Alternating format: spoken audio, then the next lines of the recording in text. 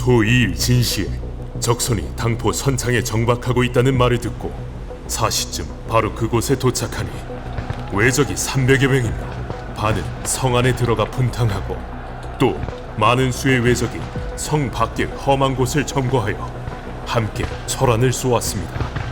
사천해전에서 승전한 조선 수군은 거제도 서쪽으로 진입한 왜군을 찾아 탐색을 하던 중 통영의 당포, 지금의 삼덕항 일대에 왜선 20여 척이 정박 중이라는 소식을 접하고 곧 당포로 향하였습니다. 오늘날의 삼덕항 일대에 해당하는 당포는 원래 조선의 수군진이 위치해 있던 곳으로 주변에 여러 섬들이 흩어져 있고 수로가 상당히 좁아서 공격하기가 몹시 까다롭습니다.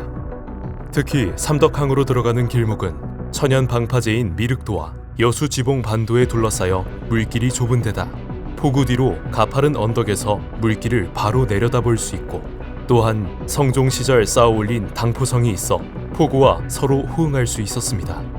이런 지형에서는 판옥선 여러 척이 일시에 돌입할 수 없고 판옥선의 장점인 강력한 화력과 높은 선체도 언덕이나 산성과 같은 높은 지형으로 상쇄되기 때문에 조선 수군의 강점을 살려 싸우기 어렵습니다. 이런 까다로운 지형 속에서 사천보다 2배나 많은 일본 수군이 조선군을 기다리고 있었습니다. 그 중에는 아다케 부내로 추정되는 대형 함도 있었습니다.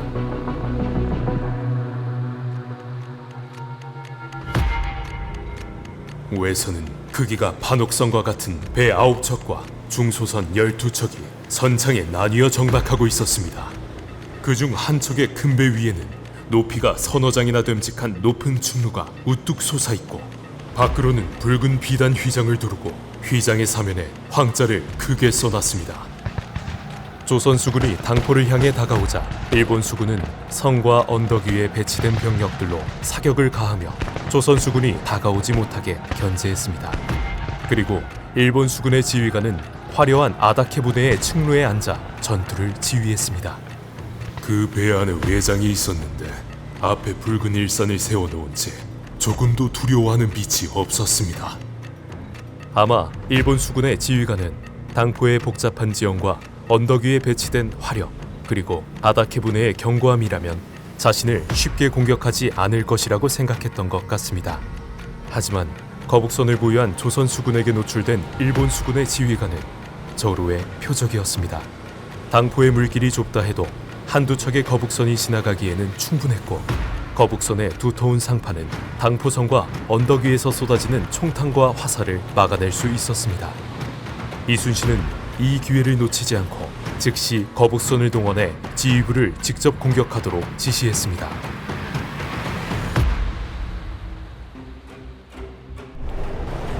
거북선이 증루선 밑으로 곧바로 돌진하여 용의 입으로 현자 철안을 치쏘고 천자지자 대장군전을 쏘아 그 배를 무너뜨리자 뒤에 있던 여러 전선들도 철안과 화살을 교대로 발사했습니다. 사천해전을 통해 그 유용성을 입증한 거북선은 당포의 좁은 수로를 돌파해 일본 수군의 장수가 탑승한 아다케 부내에 달려든 뒤에 모든 총통을 일제 사격해서 아다케 부내를 공격했습니다. 아마도 거북선의 용머리에서 직접 발사하는 현자 총통과 지근거리에서 쏜 대장군전은 아다케 부내의 측루와 선실에 막대한 피해를 입혔을 것입니다.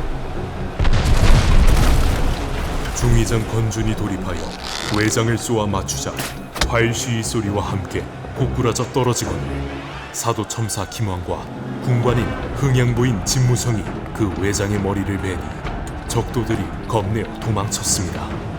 거북선이 일본 수군의 대장선을 제압하자 일본 수군은 혼란에 빠졌고 뒤따라 진입한 판옥선들은 근접 사격으로 일본 수군의 전투함들을 불태우며 일본 수군의 지휘관을 사살했습니다. 당포 일대의 유리한 지형을 활용해 조선 수군에 대항하려던 일본 수군의 지휘관은 거북선이라는 치명적인 변수를 예상하지 못한 대가를 자신의 목숨으로 치렀고 지휘체계의 붕괴로 혼란에 빠진 일본 수군은 배를 버리고 무트로 달아났습니다. 그리고 당포해전의 빠른 종결은 조선 수군에게 있어 매우 큰 행운이었습니다. 전투가 끝난 직후에 당포 방향으로 접근 중인 또 다른 일본 함대가 발견되었기 때문입니다.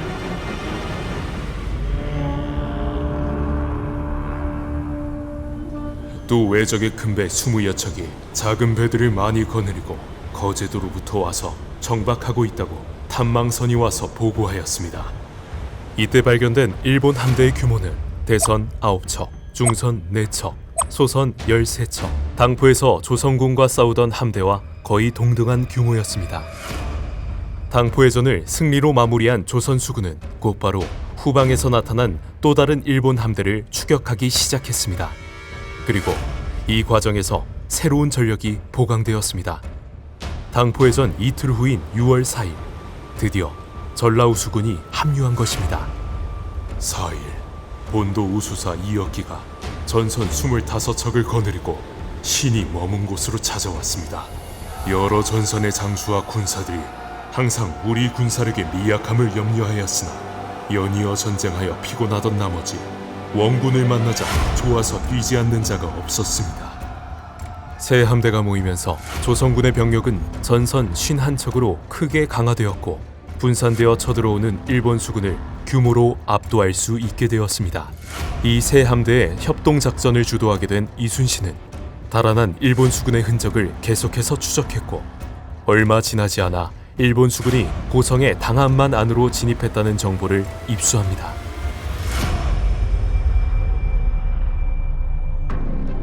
일본 수군이 숨어든 당항만은 바다가 내륙으로 깊숙이 파고든 특이한 지형입니다. 만으로 들어가는 입구는 하나뿐이고 좁은 물길로 들어간 뒤에도 4-5번의 굽이길을 따라가야 만 안쪽을 살펴볼 수 있습니다. 물길의 폭이 넓은 곳도 1200m가 채 되지 않았고 배를 숨길 지형은 많아서 함대가 은신하기에 적합한 지형입니다.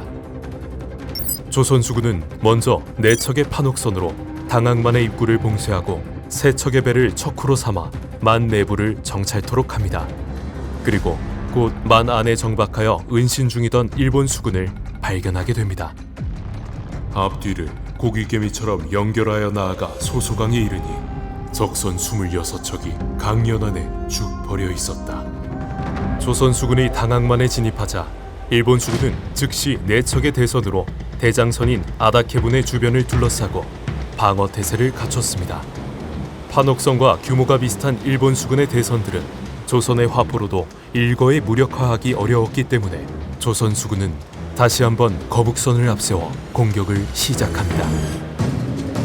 여러 전선이 부위하고 먼저 거북선을 돌입하게 하여 천자, 지자 총통을 쏘아 적 대선을 관통하게 하고 여러 전선이 서로 번갈아 드나들며 총통으로 화살과 철안을 바람과 우레처럼 쏘며 한참 동안 접전하여 더욱 위험과 무용을 떨치었습니다.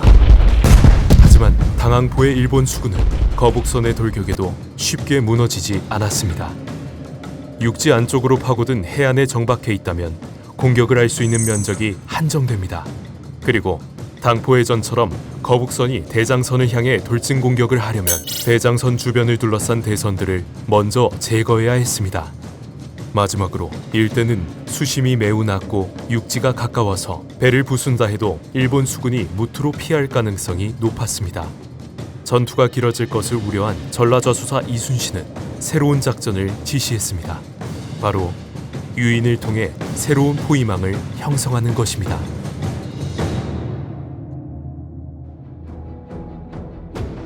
우리가 거짓으로 포위한 진영을 해체하고 군사를 물리는 것을 보이면 적들이 필시 그 틈을 타 배를 옮길 것이니 그때 좌우에서 뒤를 공격하면 거의 섬멸할 수 있을 것이다.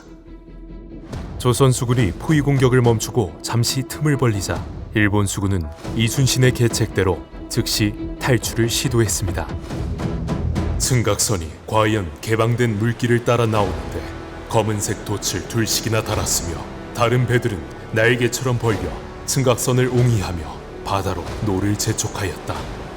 하지만 조선 수군은 이미 포위망 밖에서 두 번째 포위망을 준비하고 있었습니다. 일본 수군이 포위망 밖으로 빠져나오자 조선 수군의 함대는 곧 네 방향에서 일본 수군에게 달려들어 사면을 포위했습니다. 갑작스런 포위망의 등장으로 탈출이 좌절되고 훨씬 강력한 공격을 받게 된 일본 수군은 급격히 무너지기 시작했습니다. 돌격장이 탄 거북선이 또 층각선의 아래쪽으로 돌입하여 총통을 위로 향하여 쏘아 그 층각을 깨뜨리고 여러 전선들은 또 불화살을 쏘아 그 비단 장막과 돛을 맞췄습니다.